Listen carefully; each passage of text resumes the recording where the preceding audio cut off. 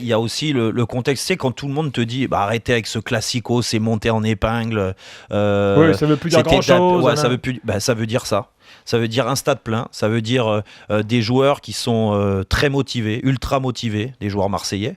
Déjà, dans un premier temps. Ça, c'est un problème de mentalité. Oui. Non, si tu peux le faire uniquement que sur un match comme ça, c'est pas normal. Après c'est vrai que ça sent un peu le foutage de gueule. Bien sûr. T'as des matchs où l'adrénaline, la motivation, ça vient tout seul. Et ça, c'est ce genre de rencontre. C'est pour ça que c'est pas étonnant qu'au niveau du rythme, au niveau de la qualité technique, parce que t'es plus concentré, t'es très exigeant avec toi-même et aussi avec le collectif, que des équipes arrivent à monter d'un ou deux niveaux, et là, voire 3 niveaux, parce que Marseille, ils ont vraiment fonctionné comme une équipe de Champions League.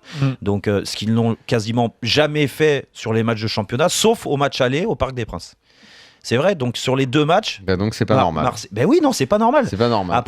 Après, c'est aussi la différence entre le bon joueur et le très bon joueur. Le très bon joueur, c'est celui qui est capable de maintenir, c'est ce qui est des grands joueurs à Paris Saint-Germain. Je suis vraiment d'accord là-dessus. Et à Marseille, mis à part un ou deux qui arrivent à maintenir des prestations assez régulières depuis le début de l'année et des prestations de bon niveau, de bonne facture, les autres, ils sont pas capables. Ils sont capables juste sur certains matchs, sur des bouts de matchs, mais c'est pas suffisant pour rester dans un bon championnat.